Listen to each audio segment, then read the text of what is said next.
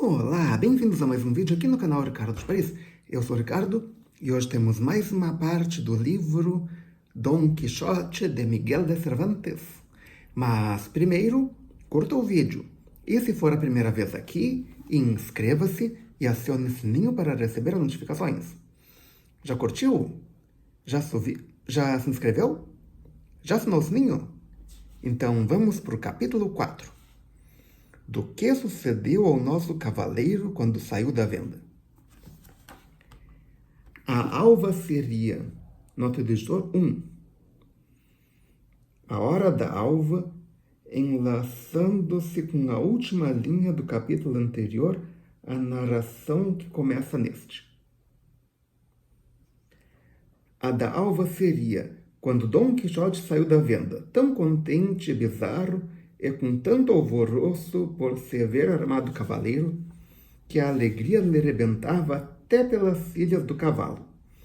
Mas recordando-se do conselho do hospedeiro acerca das prevenções tão necessárias que devia levar consigo, especialmente no artigo dinheiro e camisas, determinou voltar a casa para se prover de tudo aquilo e de um escudeiro, deitando logo com o sentido a pessoa de um lavrador seu vizinho, que era pobre com filhos, mas de molde para o ofício de escudeiro de cavalaria. Com este pensamento, dirigiu o Rocinante para sua aldeia. O animal, como se adivinhara a vontade do dono, começou a caminhar com tamanha ânsia que nem quase assentava os pés no chão. Pouco tinham andado quando o cavaleiro se figurou que, à mão direita do caminho e dentro de um bosque, saiu umas vozes delicadas, como de pessoa que se lastimava, e apenas as ouviu, disse: Graças rendo ao céu pela mercê que me faz, pois tão depressa me ponho diante a ocasião de eu cumprir o que devo à minha profissão e realizar os meus bons desejos. Estas vozes soltam-na sem dúvida algum necessitado ou alguma necessitada que está carecendo do meu favor e ajuda. E torcendo as rédeas, encaminhou Rocinante para onde vinham os gritos. Aos primeiros passos que deu no bosque, viu uma égua presa a uma azinheira e atado a outra um rapazito nu da cintura para cima, e de seus 15 anos. Era o que se lastimava, e não sem causa, porque o estava com uma correia açoitando um lavrador de estatuta alentada, acompanhando cada açoite com uma repreensão e conselho, dizendo: Boca fechada e olho vivo. Ao que o rapaz respondia: Não tornarei mais, meu amo, pelas chagas de Cristo prometo não tornar. Prometo aqui em diante tomar mais sentido ao gado.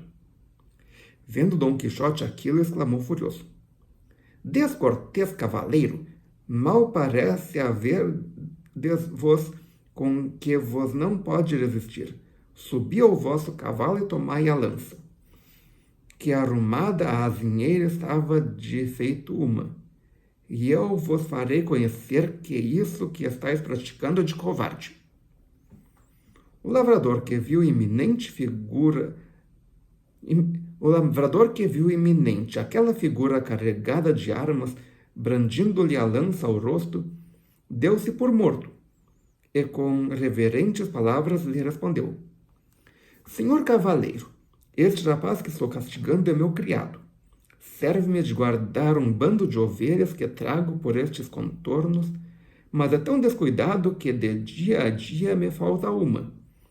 E, por eu castigar seu descuido ou velhacaria, diz que eu faço por forreta, para não lhe pagar por inteiro a soldada.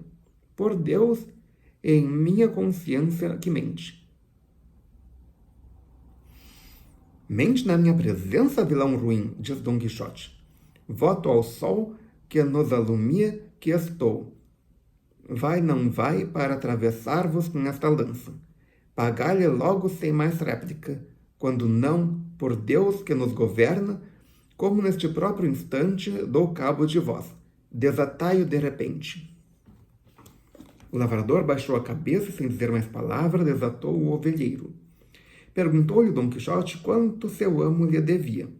Respondeu que 9 meses, à razão de 7 reales cada mês. Fez Dom Quixote a conta e viu que somava 63 reales. E disse ao lavrador que lhe o contasse logo, logo, que não queria pagar se não queria pagar com a vida.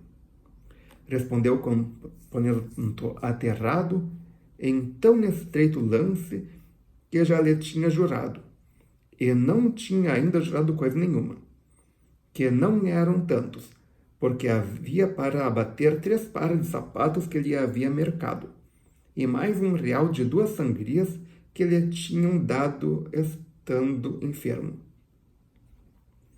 Tudo está bem, respondeu Dom Quixote, mas os sapatos e as sangrias fiquem em desconto dos açoites que sem culpa lhe destes.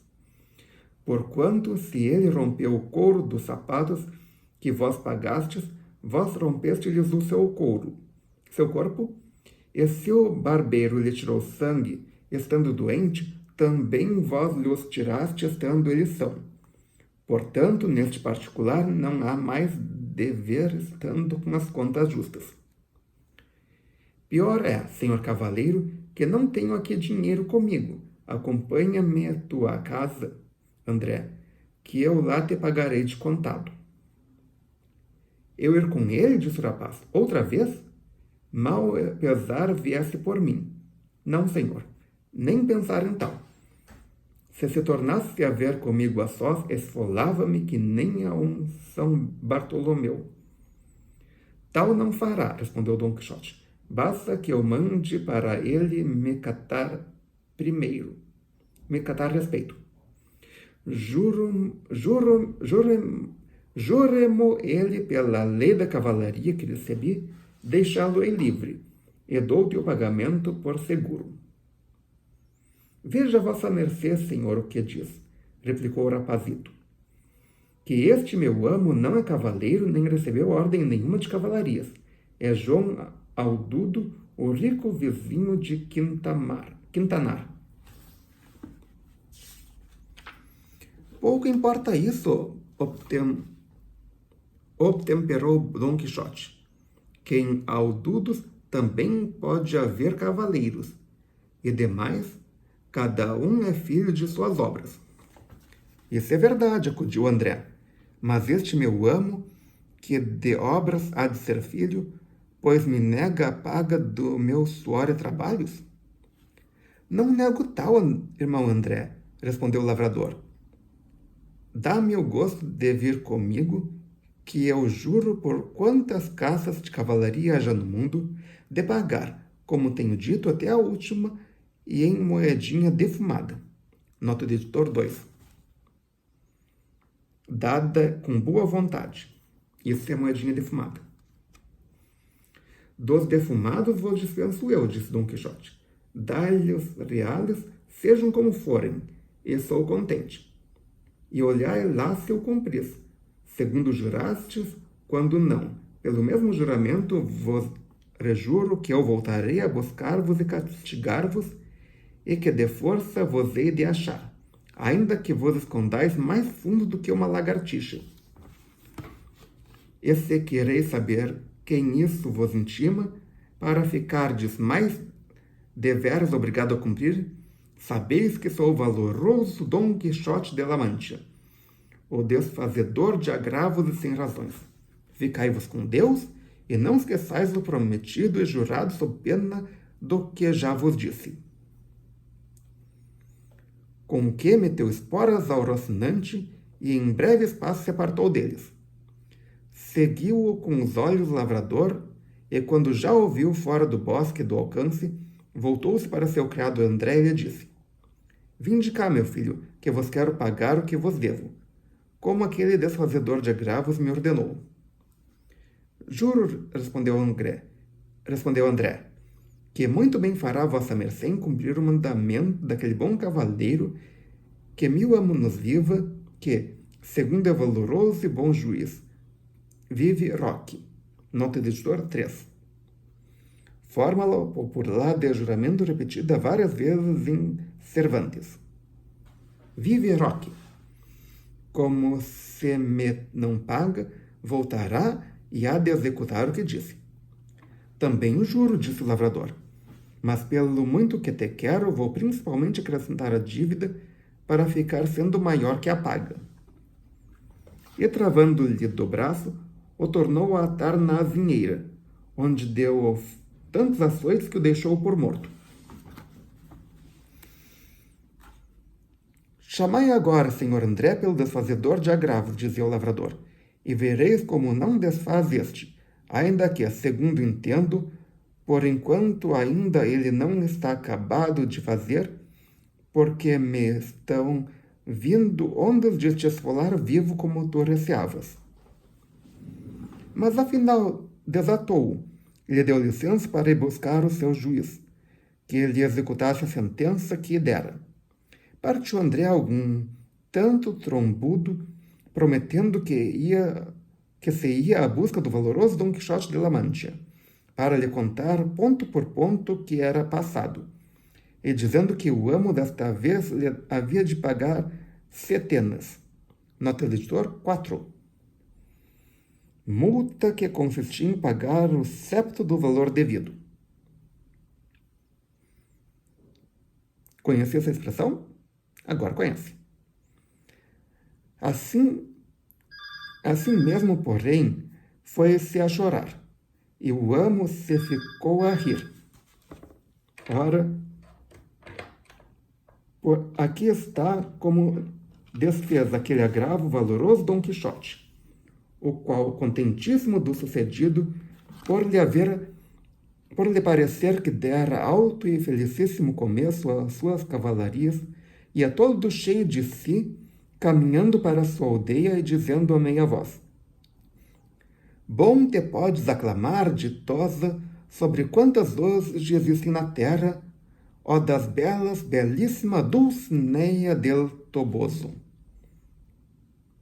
Quem será Dulcinea? Fica o mistério. Pois te coube em sorte haver sujeito e rendido ao teu querer tão valente e nomeado cavaleiro, qual é e será Dom Quixote de La Mancha, o qual, segundo sabe todo o mundo, ontem recebeu a ordem da cavalaria, e já hoje desfez a maior violência e o pior agravo que a sem razão formou e a crueldade cometeu. Sim, hoje tirou das mãos o tangente aquele desapiedado inimigo, que tanto sem causa estava açoitando um melindroso infante. Nisso chegou a um caminho em cruz, e para logo lhe vieram a lembranças encruzilhadas, em que os cavaleiros andantes se detinham a pensar por onde tornariam. Para os imitar, se conservou quieto por algum espaço e, depois de ter muito bem cogitado, deixou a escolha do Rocinante, o qual seguiu seu primeiro intuito, que foi correr para a cavalariça.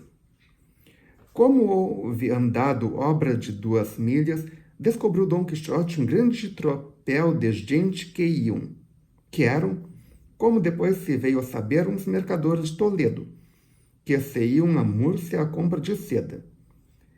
6 eram eles, e vinham com seus guarda-sóis, com mais 4 criados a cavalo, e 3 moços de mulas a pé.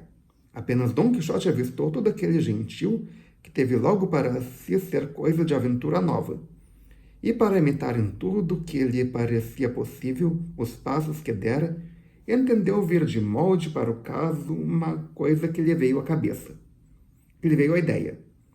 E assim, com gentil portamento e denodo, firmando-se bem nos estribos, apertou a lança, conchegou a adarga ao peito e, posto no meio do caminho, se deteve à espera de que chegassem aqueles cavaleiros andantes, que já por tais os julgava. Quando chegaram à distância de se poderem ver e ouvir, alçou a voz e com gesto arrogante disse: Todo mundo se detenha, se todo mundo não confessa que não há no mundo donzela mais formosa que a imperatriz da Mancha, a par Dulcinea del Toboso.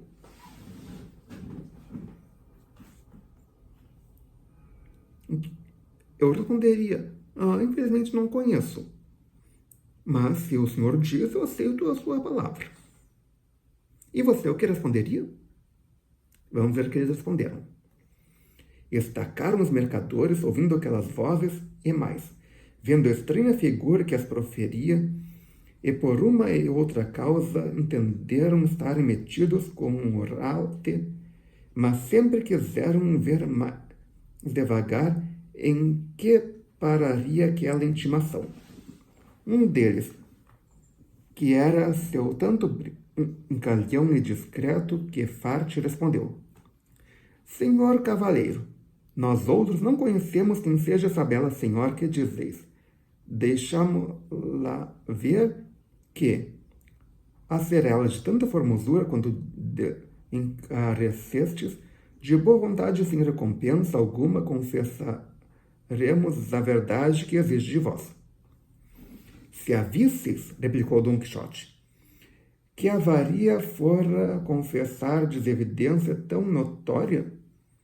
O que importa é que, sem haver o acrediteis, confesseis, afirmeis, jureis e defendais, quando não entrareis comigo em batalha, gente descomunal e soberba, que, ou venha um por cada vez, como pede ordem de cavalaria, ou todos de rondão, como é costume nos da vossa ralé.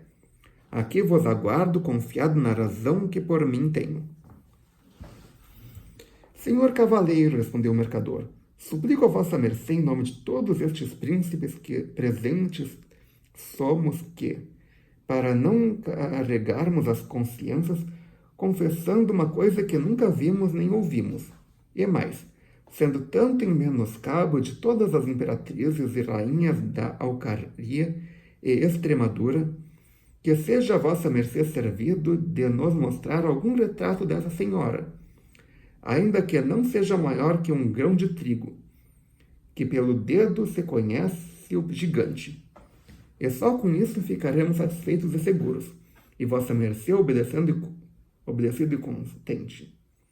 E até creio que já vamos estando tanto em favor dela, que ainda que o seu retrato nos mostre ser torta de um olho e do outro destilar vermelhão e enxofre, apesar disso, por comprazermos a vossa mercê, diremos em seu abono quanto se quiser.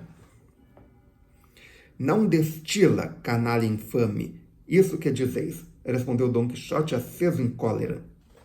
Destila âmbar e algalha entre algodões, e não é torta nem corcovada, senão mais direita que um fuso de guidarrama. Vós outros ides pagar a grande blasfêmia que proferistes contra tamanha beldade como é a minha senhora. E nisto arremeteu logo com a lança em riste contra o que lhe falara, e com tanta fúria de enjoado, que se a boa sorte não permitira que no meio do caminho esbarasse e caísse o Rocinante, mal passaria o atrevido mercador. Com o estender-se do cavalo, foi Dom Quixote rondando um bom pedaço pelo campo, sem lograr levantar-se por mais que fizesse. Tanto era o empecho da lança, a darga, a esporra e selada, e o peso da armadura velha, enquanto barafustava para se erguer sem conseguir, dizia: Não fujais, gente covarde, gente infame. Reparai que se estou aqui estendido, não é por culpa minha, senão do meu cavalo.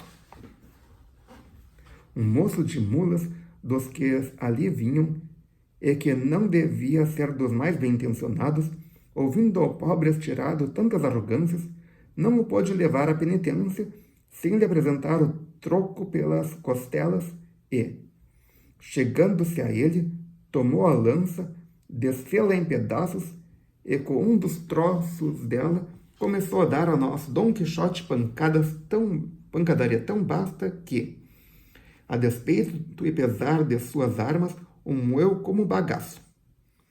Brandavam-lhe os amos que ele não desse tanto e o deixasse.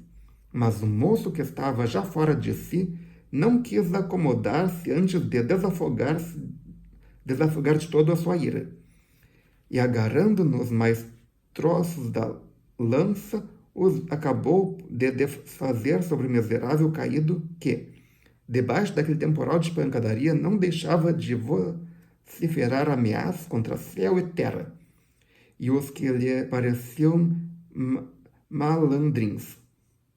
Cansou-se o moço, e os mercadores seguiram sua jornada, levando para toda ela matéria de comentários à custa do pobre acabrunhado. Este, depois que se viu a sós, tornou a fazer diligências para se erguer. Mas se, quando são e bom, o não tinha podido, como poderia agora, moído e quase desfeito? E ainda se tinha por ditoso, imaginando que, enfim, era desgraça própria de cavaleiros andantes e toda atribuída a faltas do seu cavalo. Em suma, nem mover-se podia, de derreado que estava de todo o corpo. E por hoje é só. Se você gostou, clique em curtir, adicione esse vídeo aos seus favoritos, compartilhe com seus amigos e volte amanhã para mais um vídeo. A que horas? Às 19 horas pelo horário de Brasília. Obrigado pela presença, obrigado pela audiência, até amanhã com mais um vídeo e tchau!